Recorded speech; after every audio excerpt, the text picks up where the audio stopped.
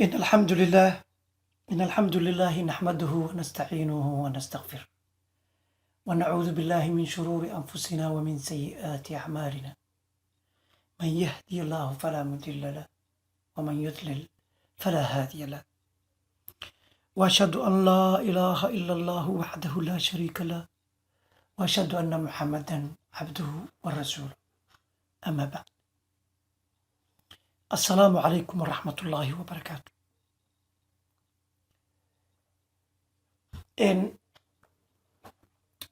adduunkii oo dhan markaa fiiriso, meel walbo istaagto, meel walbood ka marto, dadkii adduunka ku noolaa waxaa la hadal hayaa ama laga hadlayaa cudurkan masiibada ku noqday adduunka ee loo yaqaano COVID-19 ama coronavirus. xaaladda adduunku maantu galay waa xaalad qof kasta oo aqli leh ku hogaaminaysa in uu raadsado informationka saxa ah. waxaa qof kasta u wanaagsan inuu ka tago hadalladan maalayacniga ah ee ku salaysan isfaquuqidda iyo isdhaleecaynta. waxaa jirta su-aalo muhiima oo khaasatan qofka muslimka ah looga baahan yahay inuu isweydiiyo. hadduusan garanaynin su-aalahaas jawaabtoodana uu markaas u raadsado qofka isaga oga cilmiga badan. mawduuca maanta aan ka hadli doono wuxuu ku saabsanaan doonaa xaqiiqada cudurkan COVID-19 ama coronavirus ay maanta dhakhaatiirta adduunka ka yaqaanaan iyo talooyinka caafimaad ee loo baahan yahay in si wada jir ah loo hirgeliyo si looga hortago ama loo xakameeyo cudurkan sii fidaya ee aafeeyey meelo badan oo adduunka ka mid a. insha allah waxaan isku dayi doonaa inaan ka jawaabo 3 su-aalood inta aan ka aqaan insha allah. su-aasha koowaad waxay tahay, maxaa cashar ah oo aan ka baran karnaa cudurkan COVID-19 si aan caafimaadkeenna, caqiidadeenna iyo iimaankeenaba kor ugu soo qaado. waxaa kaloo iyadana muhiima in aan fahamno sida ugu habboon ee aan uga qayb qaadan karno gurmadka ka socda adduunka, sida ugu habboon ee aan ku caawin karno ama u dhiirigelin karno dadka ay cudurkan u haleelay. intaa kadib waxaan isweydiiyey su-aasha ah, sideen dacwo ugu fidin karnaa oo aan ugu soo bandhigi karnaa raxmadda diinta islaamka ay leedahay iyo naxariisteeda. marka mawduuceena guud ahaan intaasu ku saabsanaan doonaa insha allah. waxaana bixin doonaa updateska markaas jiro ee dhakhaatiirta adduunku ay ka fahamsan yihiin cudurkan. marka waa maxay coronavirus? muxuu yahay coronavirus? novel coronavirus ama COVID-19 waa nooc cusub oo coronavirus ka duwan coronavirusyadii hore loo yaqiin ee bini aadamka iska kala qaadi jireen. xaqiiqada waxaa jirto 7 nooc oo coronavirus. waxaa magacan coronavirus loogu bixiyey qaabadda uu u samaysan yahay oo ah qaabad wareeg ah, sparklesna ay ka taagan ama geese ka taagan yihiin, oo sida taajka boqoradda oo kale ama boqortooyada taajka ay xirtaan oo kale, wax wareegsan oo ay wax ka taagan yihiin. haddaba 7 nooc ayaa jirta oo kulligood wada corona oo bini aadinka ku dhac.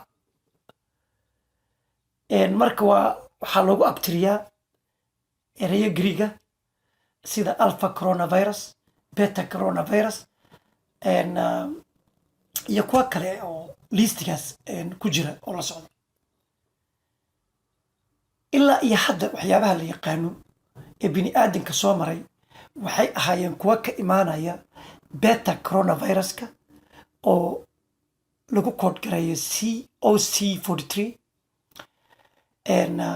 waxaa ka mid ahaa MERS, waxaa ka mid ahaa SARS, oo ahaa cudurro iyagana sidaasoo kale respiratory ahaan dadka ugu soo dhacay, dhibaatooyin soo gaarsiiyey. si kastaba xaaladda ha noqoto, COVID-19 waa nooc beta ka duwan coronavirusyadaas bini aadinka hore u yaqaaneen, oo hadda ay barashadiisa cusub tahay, baaristiisa cusub tahay. hay-adaha caafimaadka adduunka ay ku howlan yihiin sidii ay uga hortegi lahaayeen ama vaccination tallaal laga hortag usoo saari lahaayeen. cudurkan wuxuu adduunka kusoo kordhiyey stigma oo ah faquuqis ama takooris, in dadka qaarkiis ay u fasirtaan cudurkan inuu dad gooni ah ku dhaco, taasoo sababtay dadkaas in si takoor ah loola hadlo. istigmadaas iyo faquuqitaankaas oo noqotay mid sii fidaysa, la ambaqaaday cudurkii oo fidaya iyadana sii fidaysa. waxaa muhiim ah ama waxaa important ah in qofku ogaado in jiradan ay tahay jiro bini aadinku isku daartaan, oo qofku ka qaadi karo qofku la hadlo, qofku salaamo, qofkii uu mucaamalaad soo dhex maro, qofku gaadiid la raaco. qof keliya ama qof qura ayaa ku filan inuu dad badan qaadsiiyo oo ay ka qaadaan. waayo cudurkan waa cudur airborne disease oo xagga hawada lagu kala qaado. marka waxaan ka wadaa waa contagious disease, waa cudurrada fida, waa cudurrada sida degdegta la isu qaadsiiya.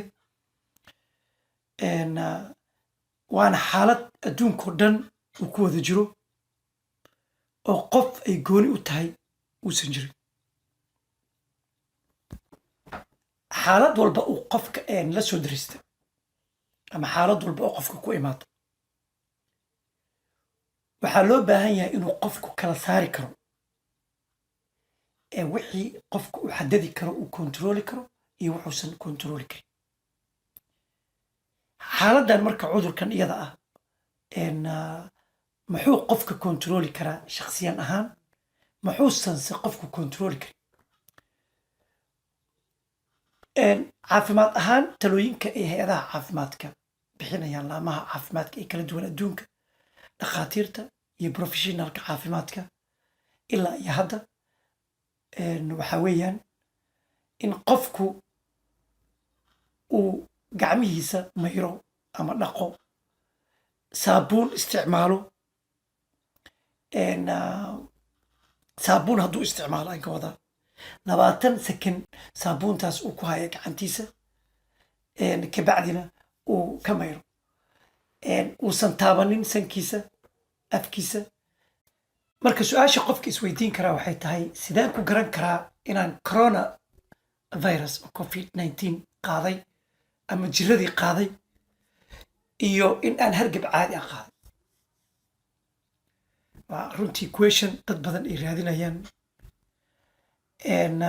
tala ahaan, haddii qandhadaada ay aad u xooggan tahay oo ay dhaafto 38 celsius degree ama wadamada Fahrenheit isticmaalo ee qandhadaadu gaadhay 100.4 Fahrenheit, neefsigana uu ku dhibayo oo aadan neefsan karin, qufac badan isku aragto,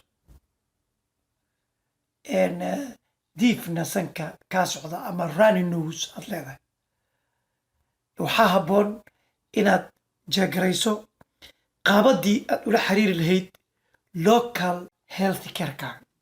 yacni meel kasta waxay leedahay local health care. adduunkao dhanna laamaha caafimaadka iyo professionaalada caafimaadka meel kastay joogaan attentionkooda waxay u soo jeediyeen siday cudurkan wax uga qaban lahaayeen. marka inaad meeshii kugu dhow health care ama local health care inaad ka raadisid informationka markaas aad u baahantay. haddaad joogto waddamadan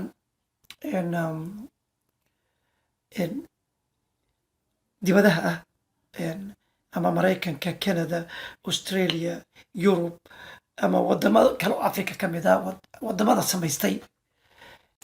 marka talada koowaad aan idin siinayo waxaa waaye in aad videogan iska stop garaysid ama youtubekan oo aad raadisid meesha aad ku nooshahay, magaalada aad ku nooshahay, inta qof ama gobolkaa ku nooshahay ama waddankaa ku nooshahay, inta qof ee laga helay cudurkan iyo xawligiisa intuu maraya si aad qiyaas uga qaadato. very important, si aad qiyaas uga qaadato. waxaa kaloo muhiima inaad ogaato talada ay ku siinayaan magaalada aad joogto iyo gobolka aad joogto wasaaraddeeda ama wakaaladeeda caafimaadka. marka haddaan isku soo duubo calaamadaha lagu garan karo waa qandho xoog leh, waa neefsigoo ku dhibaya, waa qufac fara badan, waa sabkoo diif kaa soconayo iyo kuwaas ayaa lagu garan karaa.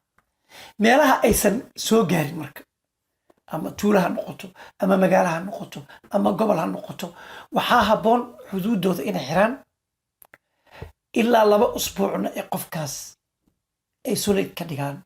qofkii u imaada ay 2 week hayaan oo ay 2 week gooni dadka uga hayaan. intaas waxay ahayd horodhicii barnaamijka aan idiin soo wado insha allah. updateka cudurkanna waxaa isku dayayaa inaan different updateska marbana lasoo siiyo inaan idin siiyo insha allah, oy hay-adaha caafimaadka ee ku shuqul leh ayna soo siiyaan aan idinka soo qaado hadduu ilaahay yiraahdo. marka mawduuca xiga waxaan ku faahfaahin doonaa ciwaanka idin siiyey ahaa maxaa cashar aan ka baran karnaa cudurkan covid-19 si aan caafimaadkeenna, caqiidadeenna iyo iimaankeenna kor ugu soo qaado, iyo su-aalihii kale ee la socday sidii aan nooga qayb qaadan lahayn, sidaan ku caawin karna dadkaas u haleelay, iyo sidii aan dacwo ugu fidin lahayn diinta islaamkana aan ugu soo bandhigi lahayn dadka cudurkan haleelay. insha allah maanta intaasaan oga baxayaa. mawduuca xiga haddii aad dadka dhegaysan tahay waad ku xirnaan kartaa. asalaamu calaykum waraxmatullaahi wabarakaatu.